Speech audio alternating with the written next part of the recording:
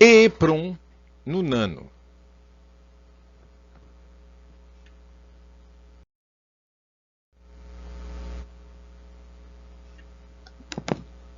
Na verdade, a memória EEPROM, que é uma memória que permite escrita e leitura de forma elétrica, a leitura sempre seria de forma elétrica, mas a gravação não.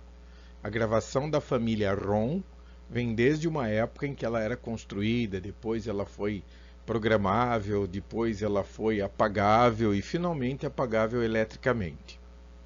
A família Microchip, detentora dos direitos da família AVR atuais, porque ela comprou a empresa Atmel, e representando o Atmega 328P, o Atmega 328P, isso aqui tudo bem que é minha opinião, mas é um microcontrolador poderoso, eu gosto dele. E ele acabou se tornando o núcleo da base da plataforma Arduino, do qual nós estamos estudando.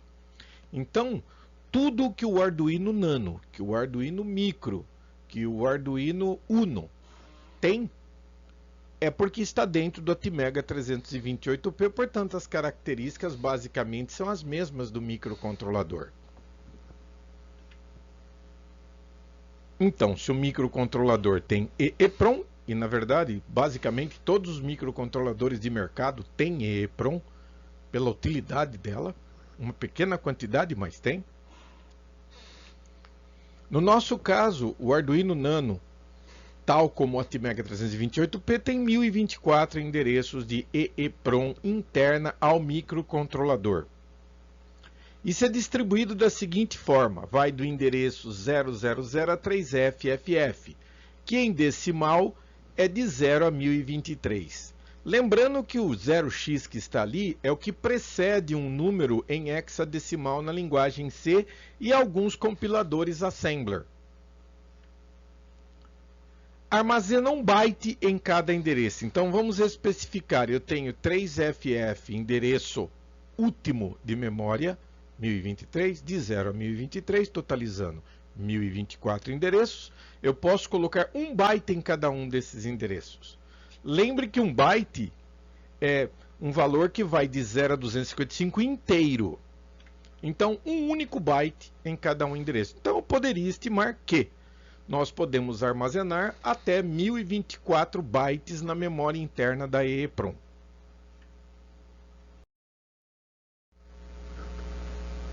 Aqui nós temos dois comandos básicos para aplicação de EEPROM interna. Eu posso escrever e posso ler, e isto aqui está anexado à biblioteca do Arduino. Então veja bem, o comando eeprom.write, e quero que você note que o write é minúsculo, então eu preciso de um local e o dado onde eu vou guardar. Considerando que eu tenho 1024 endereços, eu teria que escrever qual o endereço, o valor dele, por exemplo, 20, e o dado que eu quero colocar, qualquer valor de 0 a 255. Temos que tomar um cuidado quando a gente especificar a capacidade, porque é o seguinte, como eu tenho 1024 endereços, não dá para usar um byte para representar todos os valores da memória. Então aí nós usamos uma variável tipo int. É uma variável de 16 bits que comporta valores de 0 a 65.535. Então o endereço, seja qual for o nome que você vai dar para ele, tem que ser tipo int. E o dado tem que ser tipo byte. Não admite que nem endereço nem dado sejam números quebrados, são números inteiros. Veja a diferença entre o read e o write.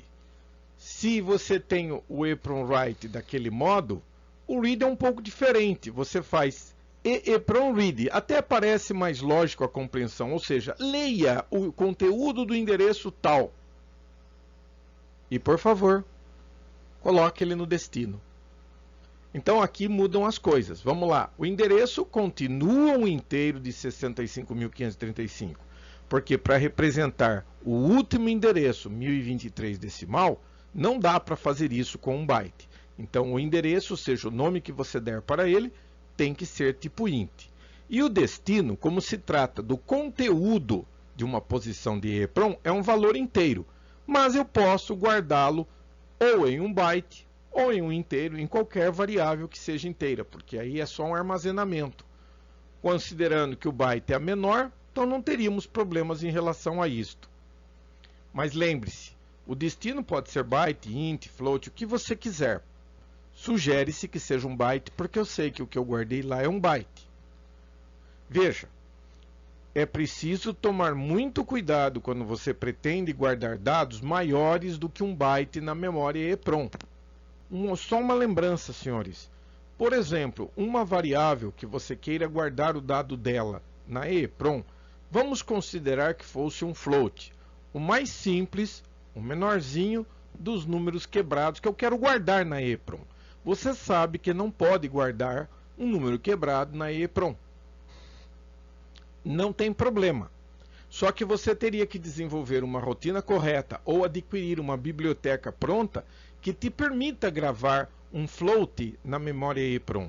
Porque se você procurar a tabela de dados, você vai descobrir que o float ele é um número, na verdade, formado por 4 bytes. Existe uma tecnologia de representação de floating point, que não cabe aqui nesse espaço do curso, mas essa tecnologia, na verdade, é o seguinte: o número quebrado em digitais ele é representado com ponto flutuante, dado e mantissa. E aí o que acontece? Então, um número 3,4, ele deve ocupar 4 bytes para ser guardado, o dado e a mantissa. Então, o que significa isto? Que eu posso pegar e mandar guardar um dado float, mas não desta forma direta. Esta forma EEPROM read e EEPROM write é para guardar byte, é para guardar inteiro. Então você teria que decompor o dado float ou usar uma biblioteca pronta para fazer isso para guardar, porque de qualquer forma, se fosse um número em ponto flutuante, ele com certeza consumiria 4 endereços de memória EEPROM, porque é o tamanho que eu preciso para representar um número em floating point. De qualquer forma, o endereço vai ser sempre um inteiro e o destino sempre vai ser um byte ou qualquer variável tipo inteira. Veja, para que você possa presenciar o efeito da memória EEPROM, como você está olhando a placa do Arduino, não tem nenhum, é interna ao microcontrolador, fica uma situação meio complicada você entender como ele está funcionando. Então vamos fazer uma proposta para teste. Eu vou fazer o seguinte: eu vou pegar um Arduino Nano. Esse Arduino Nano utiliza o Atmega 328P. Esse 328P, esse microcontrolador, ele tem memória RAM, EEPROM e Flash ROM. O programa estará gravado em Flash ROM dentro do microcontrolador, que é a base da plataforma do Arduino. Haverá um display externo de 7 segmentos que vai me mostrar qualquer valor entre 0 e 9, inteiro, claro. Então vou gravar alguma coisa na EEPROM, vou ler e vou mandar para o display. Então o display deverá ser externo, inclusive ao próprio Arduino. Mas veja só, há uma comunicação entre o microcontrolador e o display e também uma comunicação entre a EEPROM e RAM. Posso escrever da RAM na EEPROM, da EEPROM na RAM, mas o único que escreve no display deve ser a RAM. Esta é a proposta para nós fazermos o teste. Para isso nós temos o esquema elétrico aqui. Você pode montar ele inclusive em protoboard, isso aí é absolutamente normal. Aqui a única coisa que eu omiti são os valores de resistor, que você pode ver aqui, ó. Deixa eu mostrar para você. Aqui, ó. Esses resistores eu vou escrever aqui. É interessante, ok? Esses resistores, deveria ter deixado, mas isso aí não é o de menos. Os dois resistores são de 47K.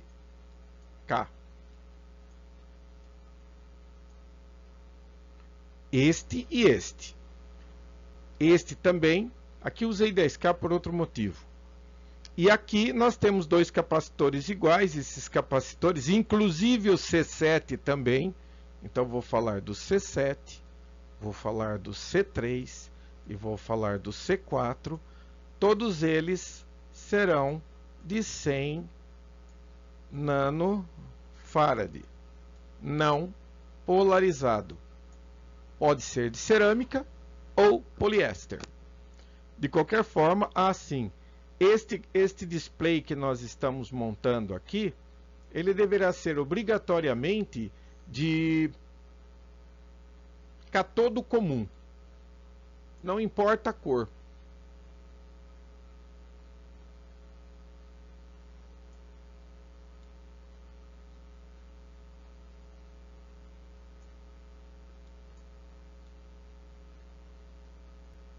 Escrever com o mouse e com a mão esquerda é uma tragédia.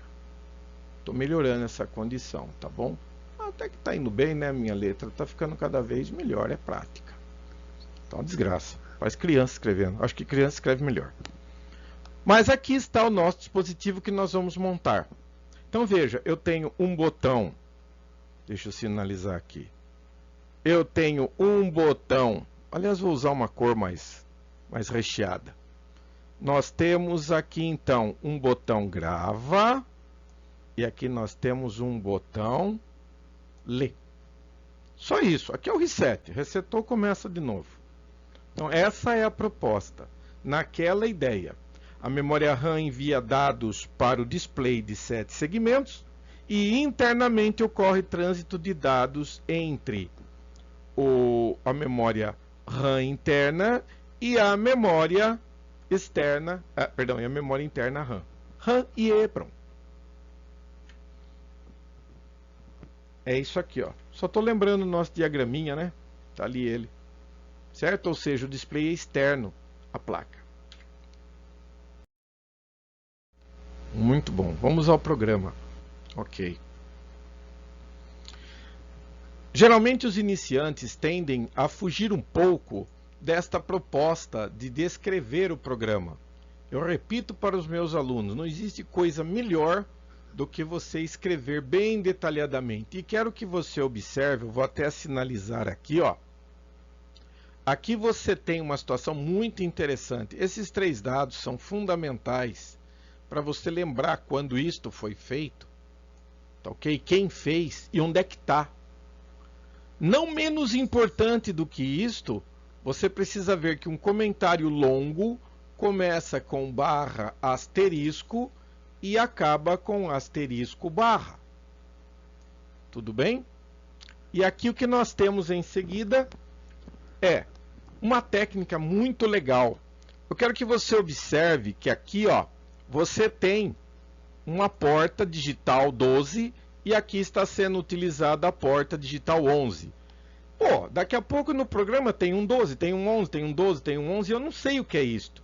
Então, usando esta técnica, desta linha, const int grava, eu tentei com const byte e também funcionou. Tudo bem, pessoal? Funciona também, mas eu aprendi assim, tenho usado e não tenho tido problema. É que quando você diz que você vai uma constante inteira, vai gastar 2 bytes para guardar 12. E na verdade você precisa de um único byte, porque qualquer valor de 0 até 255 cabe em 1 byte. Mas tudo bem. Então você vai pegar e vai fazer o seguinte, você vai chamar um cara de grava e vai explicar para ele com esta linha que grave 12 é a mesma coisa. E que lei 11 é a mesma coisa. Aqui você não pode se esquecer, aqui estão os dados, eu vou guardá-los em um vetor. Os dados na memória RAM estarão guardados num vetor, onde aqui você tem a posição 0.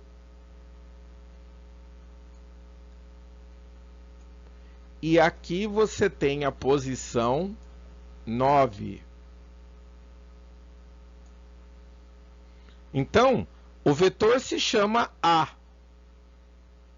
Mas eu posso buscar o que tem no A7. Se este é o 9, este aqui seria, por exemplo, esse aqui seria a posição 7. Então, posso pedir o que tem no A7. Existe material no meu site também, como técnicas de programação com linguagem Pascal, onde eu falo bastante sobre vetores. Tem também um trabalho meio curto lá, mas também interessante, que são generalidades do 8051, que é o microcontrolador da Intel, onde eu também falo um pouco sobre vetor. Você pode se informar ali com alguma coisa. Tudo bem? Vamos prosseguir então. Dentro do setup, nós precisamos tomar cuidado com algumas coisas. Então aqui veja bem, esse é o Pmode, que você já sabe. Estou explicando que o pino, lembra daquela história? O pino 12 Quer dizer, o grava é um input, mas nós sabemos que o botão é grava e que o lê também é um botão. Os dois são entradas. Facilita horrores aqui. Mas e estes dois aqui embaixo, professor? Então, acontece o seguinte. Aqui é o núcleo do Arduino. Seja o Uno, Nano ou Micro, você tem aqui o microcontrolador Atmega 328P. E para sua informação, porte D é o registro de 8 bits que está conectado na saída do porte D. E o DDR-D é um registro interno de 8 bits, onde você coloca 0 e 1, e cada um deles se refere a um bit do porte D. Estou só relembrando, tá? Por exemplo, este cara daqui é o bit 0 do porte D. Ok? E aqui eu vou fazer... lembrando, né? É que quando você coloca 1 aqui, você está dizendo que o bit 0 do porte D de dado é output, saída.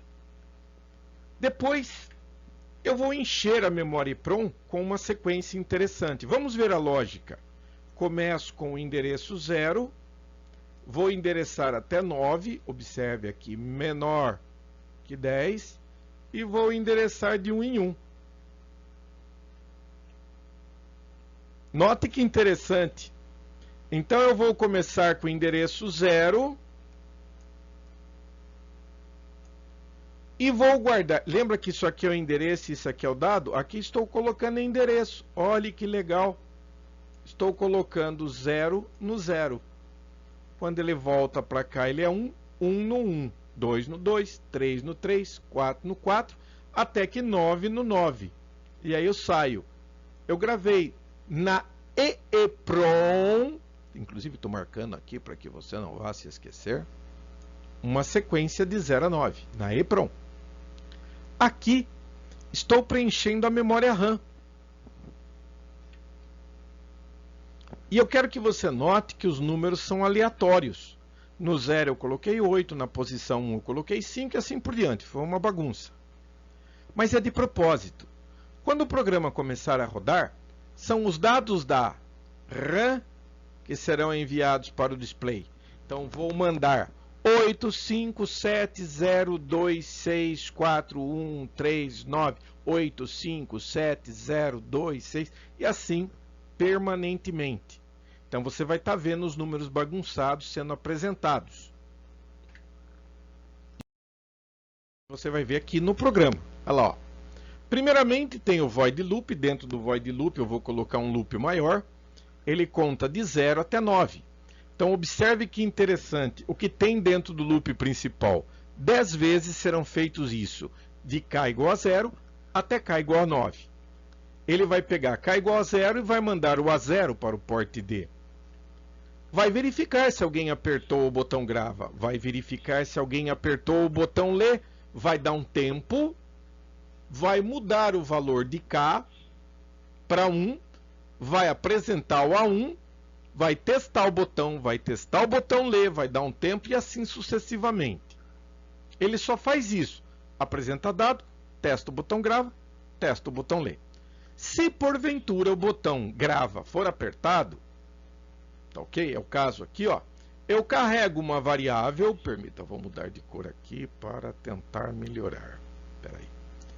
Eu vou colocar aqui, ó, no dado 0. Então veja que interessante. De 0 até 9, portanto menor que 10. Então ele vai fazer o quê? Ele vai escrever no endereço 0 o dado. Quanto vale o dado mesmo? Acabei de falar aqui, 0. Só que depois que ele grava o 0 no endereço 0, ele inverte o valor do dado. Inverter significa que agora dado é 1. O próxima rodada vai gravar no endereço 1, vai gravar 1. Inverte o dado. No endereço 2 vai gravar 0. No endereço 3 vai gravar 1. No endereço 4 vai gravar 0. E assim por diante. Só isso. Terminou, ele pergunta, alguém apertou o botão ler? Não, tudo bem, dá um tempo. E ele vai mudar o valor do K e vai apresentar de novo. Ora, se você mandou gravar, você está gravando a EEPROM, você não mexeu na memória RAM. Vai continuar a bagunça sendo apresentada. Mas, se você não apertar, lógico que como o botão grava, sempre grava a mesma coisa, se você apertar ele 10 vezes, não vai dar diferença nenhuma. Mas quando você aperta o botão ler, acontece outra coisa. Eu vou buscar na EEPROM desde o endereço 0 até o endereço 9 e vou carregar isso aqui, mas eu quero que você não se esqueça que este cara daqui, ó, tô até dando uma frisada bem devagar. Este cara daqui está em RAM. Da mesma forma que este bloco daqui, ó, também está em RAM. Portanto, quando você aperta o botão ler, ele traz o que está na EEPROM, ele faz um read e carrega de todos os endereços para a memória RAM. Como o que está sendo apresentado é o que está na memória RAM, ele leu o que estava na EEPROM, jogou na RAM e a RAM começa a mostrar o resultado no display. Portanto, você percebe nitidamente o que está acontecendo. Gente, muito obrigado. Agora mãos na obra e vamos dar um jeito de testar. Até a próxima.